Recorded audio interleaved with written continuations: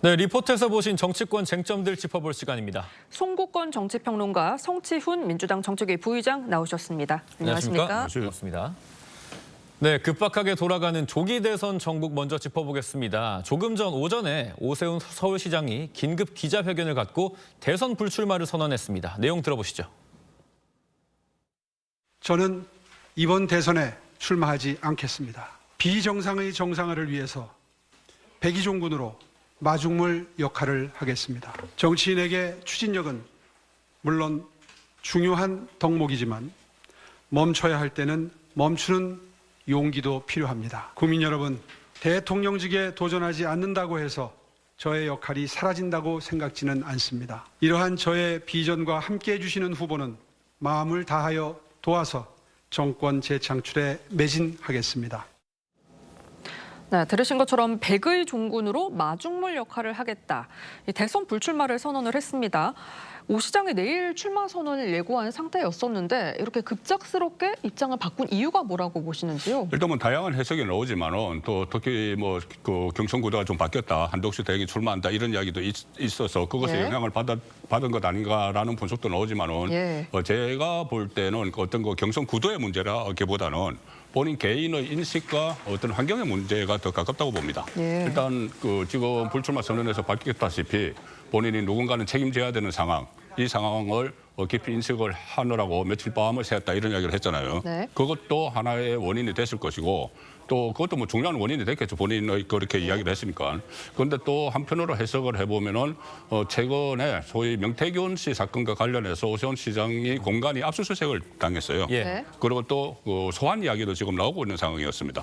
그리고 명태균 씨가 지금 보석으로 또 석방이 된 이런 상황. 그렇습니다. 그리고 악재가 몇 가지 겹쳤습니다. 최근에 그 강남 지역에 서울 강남 지역에 토지거래 특별 허가 구역을 해제를 했다가 다시 집값이 오르니까는 다시 묶는 이런 정책적으로도 좀 실책을 한 네. 그런 부분도 있기 때문에 아마 종합적으로 그 검토를 해서 불출마를 선언을 한 것 같은데 처음에 오세훈 시장은 2027년 대선을 겨냥을 해서 네. 정부 라인도 보강을 하고 자문단들도 또 새로 구성을 하고 했었거든요. 그래서 이번은 그냥 불출마 말고 2027년을 노리는 것 아닌가 싶습니다. 뭐 토지- 2027년에는 대선이 이제 없죠. 네. 다음 대선을 노리는 것 아닌가 싶습니다. 네, 뭐 토지 허가제 같은 정책적 판단이나 명태균 리스크 같은 게 겹쳐서 판단을 했다 이렇게 네. 보시는 것 같고 저는 좀 눈에 띄었던 부분이 이 오세훈 시장의 발언 중에 한덕수 대행이 결단의 의지로 임해줄 것을 기대한다는 내용이었는데 그 발언도 한번 들어보시죠.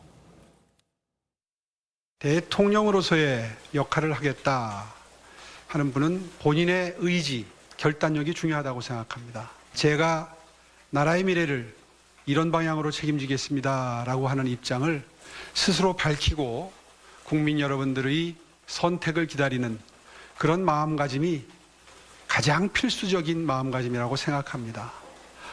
그런 의미에서 지금 대행님의 출마를 촉구하는 그런 당내 분위기에 대해서 총리께서 이런 스스로의 결단의 의지로 임해 주실 것을 기대하고 있습니다. 지금 여권을 중심으로 한덕수 차출론이 계속 나오고 있는데 이건 지금 대행의 대선 그 출마 촉구를 요청하는 발언이라고 봐야 될까요? 전 그렇게 느껴지진 않았습니다. 왜냐하면 지금 사실 오늘 내일 중에 뭐 국민의힘 의원 수십 명이 모여서 한덕수 권한대행의 출마를 촉구하는 기자회견을 한다 뭐 이런 얘기도 있었잖아요. 저는 그런 것들에 대한 좀 부정적 이야기를 하신 거라고 봐요. 오히려 대통령 선거에 나가고자 하는 사람은 본인의 의지로 내가 대통령 선거에 뭐가 하겠다는 비전을 갖고 나와야 되는 것이지 누군가의 요청에 의해서 누군가의 이끌림에 의해서 나와서는 안 된다. 그렇기 때문에 한덕수 권한대행이 나오고 싶으시다면 본인이 결단해서 의지를 보여달라라는 저는 오히려 그렇게 메시지를 읽혔거든요. 예. 그리고 오히려 한덕수 권한대행을 지금 나와달라는 메시지를 오세훈 시장이 하기에는 부적절한 상황이죠. 왜냐하면 지금 국민의힘 후보 오세훈 시장은 이제 후보직 나가지 않겠다고 했습니다만 뭐 열 몇 명이 넘는 후보들이 뭐 출마 의사를 밝힌 상황 속에서 그렇게 국민의힘 후보들도 많은데 굳이 출마 의사를 밝히지 않았던 한덕수 권한대행에게 나와달라고 요구하는 것 자체가 나머지 후보군의 경쟁력이 없는 것 아니냐 이런 자백하는 꼴이 될 수도 있기 때문에 저는 오세훈 시장이 그런 차원에서 이야기한 거로 보지는 않습니다. 예, 오 시장은 비전을 함께하는 분은 돕겠다고 했는데 만약에 특정 후보 지지에 나선다면 어떤 후보를 지지할 거라고 보시는지요? 일단은 어떤 특정 후보를 지지하는데 한계가 있죠. 왜냐하면 서울시장이기 때문에 예. 공무원이어서 선거 중립 의무가 있습니다. 그렇습니다. 그래서 저 직접적으로는 하지는 못하겠지만은 어떤 뭐 간접적으로는 뭐 도울 방법이 있겠죠. 예. 어떤 뭐 인원을 배치하는 문제나 이런 데서 또 서울시에 있는 사람들이 나가서 뭐 참여를 한다든가 이런 이런 다른 쪽으로 돕는 방법이 있는데 만약 그렇게 되면은 어느 쪽을 좀 손을 들어줄까? 아무래도 좀 성향이 비슷하다고 보면은 국민의힘 경선 주자들 중에서 뭐 한동훈 전 대표나 네. 아니면은 유승민 전 의원과 좀 어떤 뭐 지금까지 걸어온 길 같은 것이 조금 비슷하다고 보고 있거든요. 네. 그건 그쪽이건 아니면은 이준석 의원 등 과거에 오세훈 시장이 서울시장을 출마를 했을 때 이준석 의원이 그것을 중요한 역할을 했어요. 메시지 팀장 같은 걸 했기 예. 때문에 아마 그쪽도 뭐 염두에 두고 있는지 모르겠지만 전체적으로는 현직 공무원이기 때문에 선거에 직접적으로 어떤 걸 참여를 할 가능성은 좀 낮다고 봅니다. 예. 오세훈 시장은 또 입장문에서 대통령의 탄핵에 책임감을 느낀다면서 우리 당 누구도 윤석열 정부 실패 책임에서 자유로울 수 없다라고 했는데 이게 지금 이 국민의힘 경선 구도에서 나름의 쇄신이 부족하다라는 비판을 받았던 국민의힘 대선 주자들을 직격한 의미라고 봐야 될까요? 뭐 그런 중의적 의미인 것 같아요. 그렇게 좀 비판을 하는 것도 있지만 본인이 지금 후보직을 그만두는 이유에 대해서 뭔가 뚜렷한 명분이 안 보이는 상황이잖아요. 네. 아까 송국권 평론가님께서 다양한 이유들을 분석을 해주셨지만 국민들이 느낄 때는 왜 나오지 않는 거지? 나오겠다고 하지 않았었나? 이런 상황에서 오세훈 시장은 공식적인 명분으로는 누군가는 책임을 져야 하기 때문에 그 책임을 내가 지겠다는 차원에서 그 말씀을 하신 걸로 보이고요. 네. 근데 지금 국민의 후보군이 탄핵을 반대했던 분들, 찬성했던 분들로 좀 그룹이 나뉘어져 있는데 오세훈 시장님 같은 경우는 좀 모호한 스탠스를 취해왔었거든요. 예. 그리고 좀 온건한 성향의 중도 정치인으로 분류가 되어 왔기 때문에 오세훈 시장의 이런 멘트 아니면 오세훈 시장 이런 후보직 사퇴는 아무래도 탄핵을 반대했던 분들보다는 다른 쪽 그룹의 지지로 이어지지 않을까 좀 그렇게 봅니다. 네. 지금 오세훈 시장이 불출마 선언을 하면서 국민의힘 대선 출마한 주자들이 SNS에 반응을 계속 올리고 있거든요. 좀 살펴보면 홍준표 시장 같은 경우는 제조 산하의 꿈을 이루어서 완전히 새로운 나라를 만들겠다. 뭐 나라를 다시 만들겠다라는 사자성어죠. 그리고 안철수 의원 같은 경우는 대선 승리와 당의 재건을 위해서 계속 큰 역할을 해주시기 바란다라고 얘기를 했고 한동훈 전 대표 같은 경우도 관련해서 반응을 냈는데 이 국민의힘 대선 주자들의 향후 행보는 좀 어떻게 살펴보십니까? 오세훈 전 시장이 출마를 하지 않은 것이 좀 경쟁 구도에 어떤 영향을 미칠까요? 일단 뭐 유불리가 주자별로 조금씩 다르게 작용을 할 겁니다. 오세훈 서울시장이 지금까지 취해왔던 스탠스가 있기 때문에 가령 뭐 윤석열 대통령의 계엄이나 아니면 탄핵에 대해서 그 입장을 결을 같이 하는 그런 후보들 조금 전에 제가 말씀드린 그런 후보들이 있는 반면에 네. 그것과는 완전히 전혀 결이 달랐던 가령 김문수 전 장관이나 이 후보들이 있기 때문에 그러면 오세훈 시장이 불출마를 함으로 해서 그 지지세가 어느 쪽으로 가느냐에 따라서 서로 이제 계산법이 다르겠죠. 네. 그런데 전체적으로는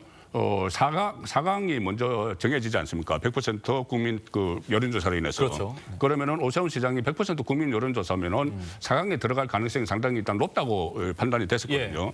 그럼 어떻게 보면은 오세훈 시장이 빠짐으로 해서 한 5위 정도 하던 후보가 4강에 들어갈 기회가 생기는 거죠. 네. 그렇기 때문에 오세훈 시장의 이번 불출마 선언에 대해서 긍정적으로 평가를 하는 사람들은 아무래도 거기에서 좀 오세훈 시장 지지세 좀 가져갈 수 있는 이쪽에서는 긍정적으로 평가를 해서 4강 진입을 노리는 그런 구도로 가는 것 같습니다.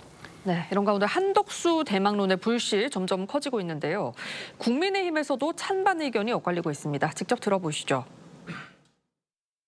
경쟁력 있는 후보가 우리 당의 경선에 많이 참여를 하는 것은 컨벤션 효과도 높이고 그리고 국민들로부터 많은 관심을 갖게 돼서 뭐 나쁘진 않다.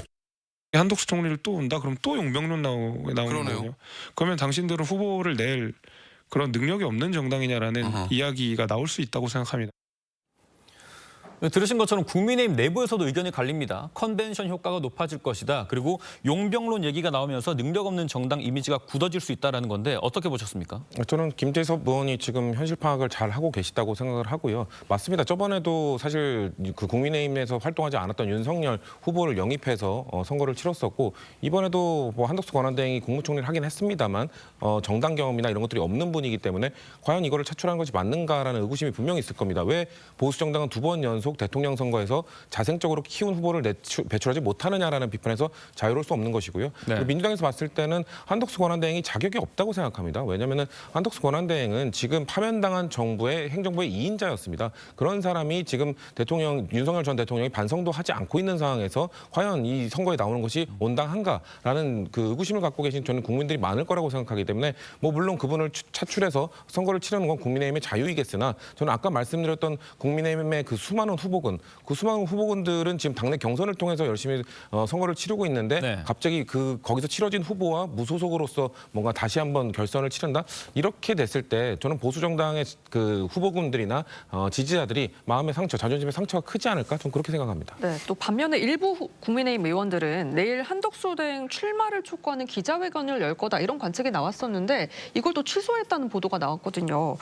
왜 이렇게 한대행 차출론에 대한 국민의힘 의원들의 앞으로의 행보 어떻게 예상을 좀 하실까요? 일단 한 10명 정도가 50명 정도가 아마 참여를 할 것이라는 그런 보도가 나왔었는데 결과적으로 취소를 했습니다. 지도부도 물론이고 많은 중진 의원들도 지금은 좀 이것이 피해가야 될 때다는 의견을 제시한 걸로 아는데 왜 그러냐면은 한 50명 정도가 한덕수 대행이 들어와서 경선 참여를 해야 된다고 촉구를 했는데 만약에 안 들어왔을 경우에는 남아있는 사람들이 경선을 하게 되면은 마치 이 마이너리그처럼 돼버리는 그런 상황이 되는 거예요. 네. 그래서 차라리 지금은 또 한덕수 대행이 지금 할 일이 많습니다. 아직은 트럼프 대통령과 통화한 지 얼마 되지도 않고 관세 정책 이런 것들 할 일이 있기 때문에 이 공직자 사퇴 시한까지는 그 대행으로서 활동을 하고 그다음에 이제 무소속 출마 같은 것을 해서 그러니까 투트랙으로 가는 방안을 지금 많이 생각을 하는 거예요. 국민의힘 의원들 중에서도 한덕수 대행이 당장 들어오기보다는 일단 그 경선은 경선대로 치르고 한덕수 대행은 절정한 시점에 무소속 출마를 선언해서 가다가 단일화를 하는 과거 노무현 정몽준 단일화 때처럼 그러니까 네. 단일화를 하면 또 시너지 효과 극적인 컨벤션 효과도 일어날 수가 있거든요. 그런 부분들 때문에 지금 많이 거론되는 것은 국민의힘 의원들 중에서도 처음에는 경선 참여론이 많았지만 지금 경선 참여론보다는 무소속으로 출마했다가 그 국민의힘 후보로 선출되는 사람과 단일화를 하는 그쪽 방향으로 많이 시간이 너무 촉박하기 때문에 그쪽으로 좀 가닥이 잡히는 느낌입니다. 예. 뭐 국민의힘 내부에서도 현실적인 고려를 해봐야 될 텐데 당 내부에서는 뭐 탄핵 정국을 수습한다던가 아니면 통상 전문가로서의 모습을 보인다던가라는 한 차원에서 한덕수 권한대행을 상당히 높게 평가하는 것 같거든요. 만약에 이제 말씀하신 것처럼 한덕수 대행이 대선 주자가 돼서 다른 후보들의 지지를 받고 연대한다면 파급력은 좀 어느 정도로 예상을 하십니까? 일단 한덕수 대행은 어떻게 보면 정치색이 그렇게 강하지가 않죠. 네.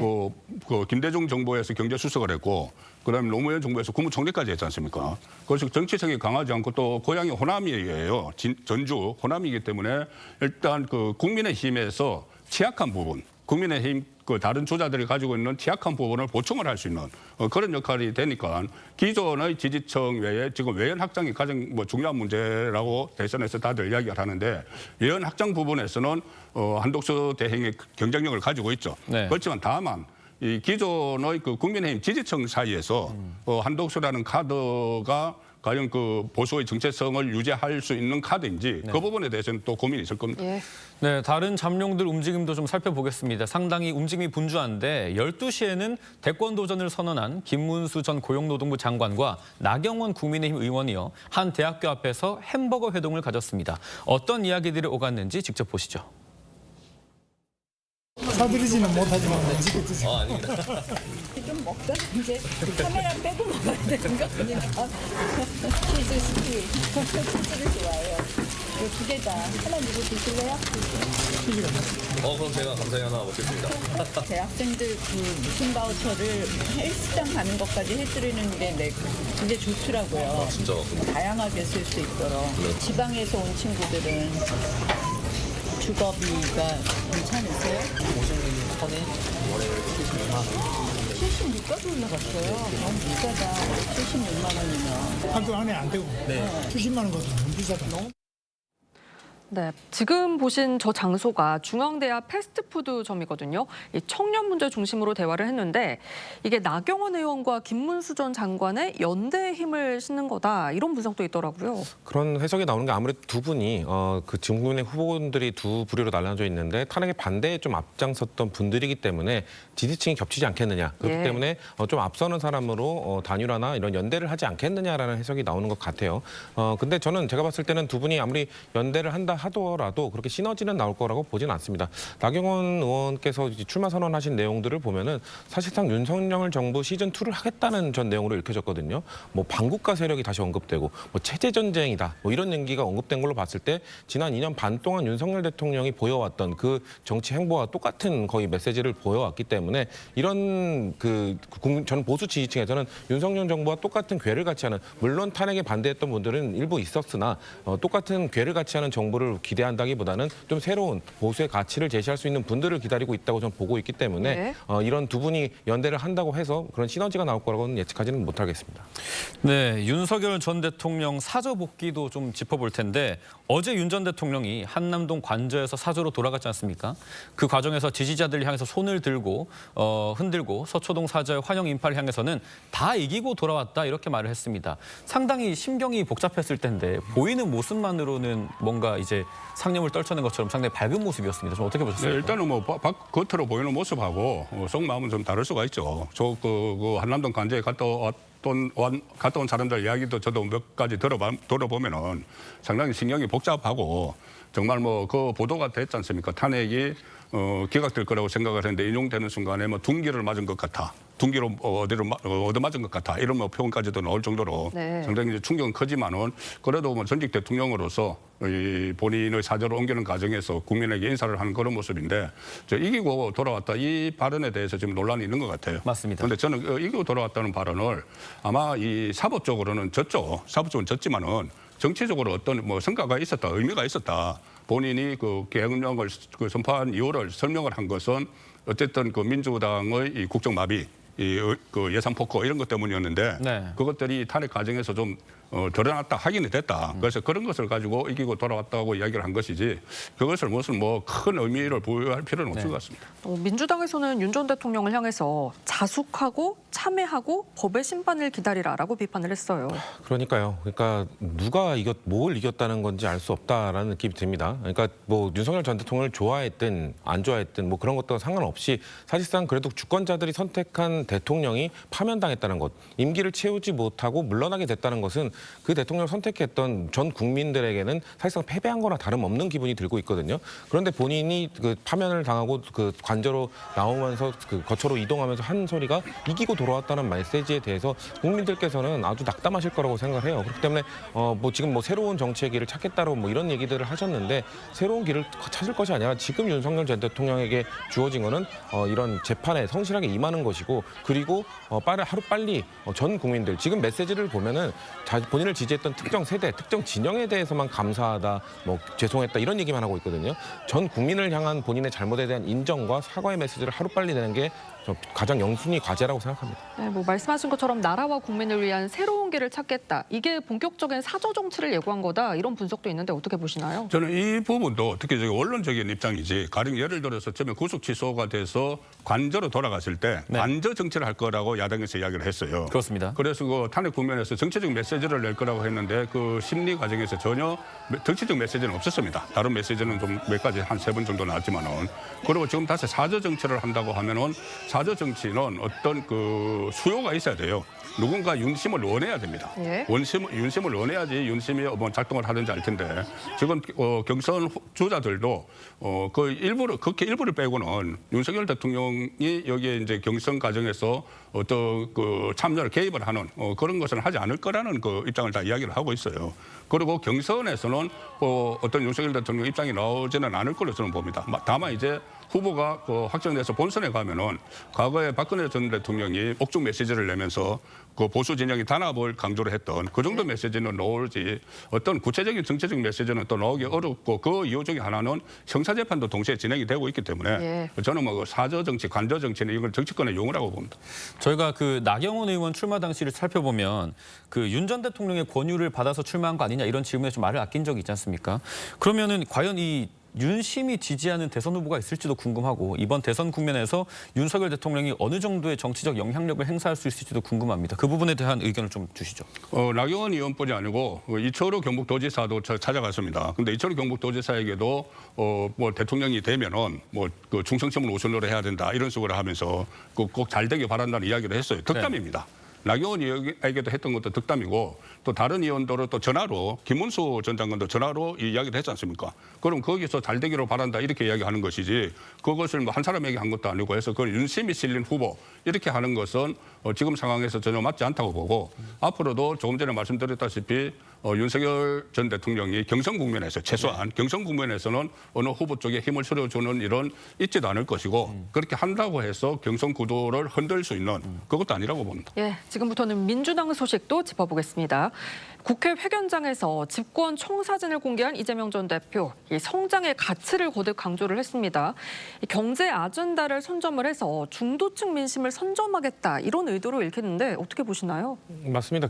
원래 대선은 중도층을 얼마나 확보하느냐의 싸움 아니겠습니까? 저는 이재명 대표의 이재명 후보의 이런 메시지가 지금 보수 진영에 나오는 메시지와 매우 차별화가 된다고 생각합니다. 보수 진영에서는 아직도 뭐 체제 전쟁, 뭐 이념 전쟁, 과거에 매몰되어 있는 그런 메시지들이 나오고 있는데 이재명 후보 입에서는 계속해서 뭔가 실용주의, 이제 뭐 이념 이런 게 무슨 상관이 있느냐? 우리가 민생을 위해서, 경제를 위해서 이념 따위는 제쳐두고 정말 필요한 것을 찾자. 민주당의 전통적 이념과 좀 다르다 하더라도 이것이 국민에게 도움이 되고 실용적이라면 우리는 그것을 택할 것이다라는 메시지를 보내고 있는 것이거든요. 예. 저는 이것이 중도층에게 상당히 어필이 될 거라고 보고요. 국민의힘의 이런 행보와 대비되기 때문에 더 많은 중도층들이 민주당의 메시지에 귀를 기울여 줄 것이다. 저는 그렇게 보고 있습니다.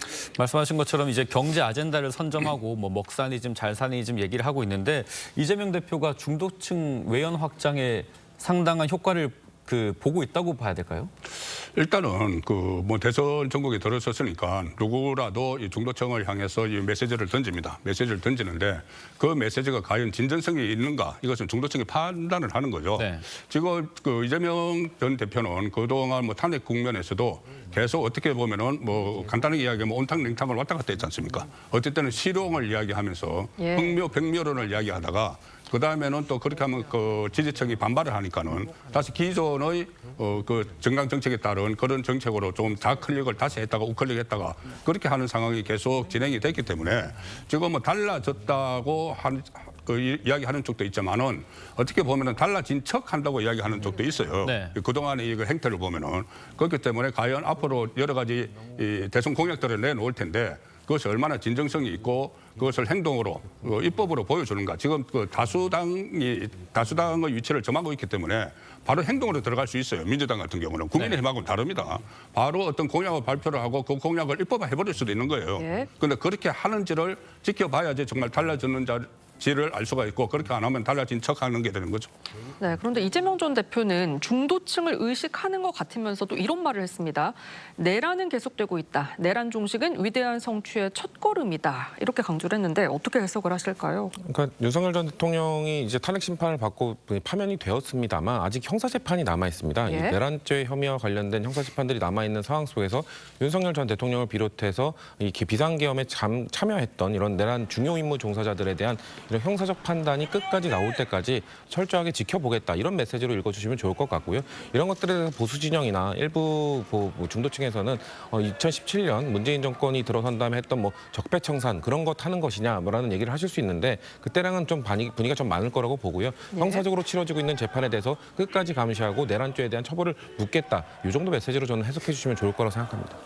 네, 이재명 전 대표 대선 도전을 위한 캠프 구성에서 개파색을 돌고 통합형 캠프를 꾸렸다는 분석이 나옵니다. 어떤 인사들이 합류하는지 들어보겠습니다. 윤호중 선대본부장이십니다. 제 처갓 동네인 우리 충청의 인물이십니다. 강훈식 총괄본부장입니다. 청와대 대변인 또 국민소통수석을 역임하셨습니다. 박수현 공보단장이십니다. 문재인 정부의 청와대 정무수석 비서관을 역임하셨습니다. 한병도 상황실장입니다. 민주당원이라는 오직 하나의 이름으로 대한민국과 국민에게 가장 중요한 목표와 비전을 향해서 함께 나아가겠습니다. 네, 보신 것처럼 캠프 선대위원장 이해창계 윤호중 의원이고요. 총괄본부장은 개파색이 옅은 강훈식 의원입니다. 비교적 친명색채라든지 개파색을 덜었다 이런 분석이 나오는데 효과가 있을까요? 글쎄요. 일단 그 예선입니다. 예선이기 때문에 본선이 아니고 예선은 어차피 뭐 이재명 대표가 뭐 거의 그 유력시 되잖아요. 그 상황에서 그 경선 캠프에 큰 의미를 두기도 좀 그 무리가 있을 수 있어요. 그런데 나중에 예선권에 이제 본선 들어가게 되면은 본선에서 선대위원장을 맡든지 아니면 주요 뭐 정책본부장 맡는 사람들은 만약에 정권을 잡으면은 그 정권의 주축이 되는 인물들을 그 본선에서 포진을 시켜요. 그럼 아마 본선에서는 친명계 핵심들이 들어갈 가능성이 상당히 높고 이것도 예선이기 때문에 일단 비명계를 포진시켜서 어떤 화합 메시지를 보내는 차원이고 또 하나 분석이 나오는 것은 워낙 그 친명계들은 그 최고위원을 비롯해서 당직을 너무 많이 차지하고 있기 때문에 그 비명계를 쓸 수밖에 없었다. 그런 분석이 나오는데 거기도 저는 동의합니다. 지금 민주당에서는 오늘 이 조기 대선 경선 룰을 확정할 예정입니다.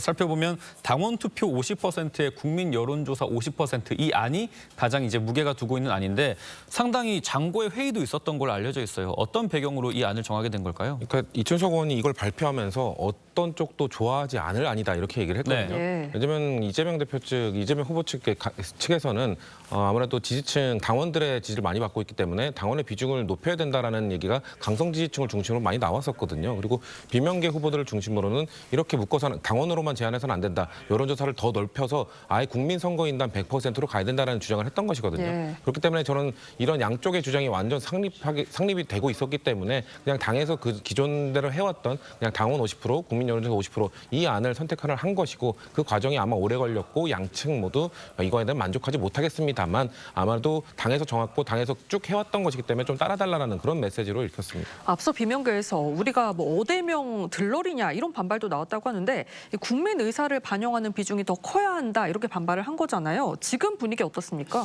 글쎄요, 저는 이 룰 하나 때문에 뭐 국민 의사가 다 반영되지 못했고 뭐 비명계의 목소리가 다 담기지 못했다고 보지는 않습니다. 예. 앞으로 선거가 진행되는 과정 속에서 뭐 토론회를 얼마나 비명계가 원하는 만큼 충분히 할 것인지 일정을 너무 촉박하게 치르다 보면은 비명계 후보들이 말하고자 하는 정책과 비전 이런 메시지들이 제대로 전달되지 않을 가능성이 있거든요. 그렇기 때문에 저는 경선이 진행되는 과정 속에서 그분들의 목소리를 담아낸다면 지금의 룰에 대해서는 조금 불만이 있으실 수는 있으나 결론이 나왔을 때 만족할 수 있는 그런 결론을 만들어내는 과정을 만들어야 된다. 저는 그렇게 봅니다. 예. 네, 지금 뭐 김동연, 김두관 등 대선 출마를 얘기를 했고 비명계 김경수 전 경남도지사는 내일 세종시청에서 대선 출마를 선언한다고 합니다.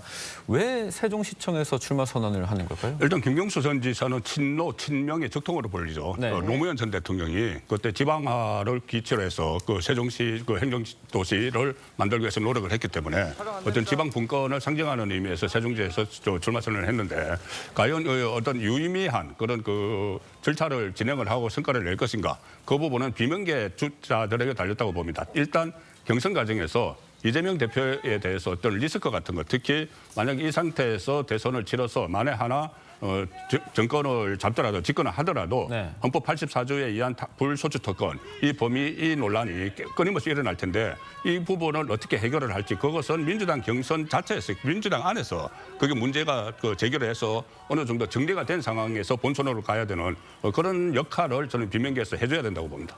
네, 지금까지 정치권 쟁점 짚어봤습니다. 두 분 말씀 여기까지 듣겠습니다. 감사합니다. 감사합니다.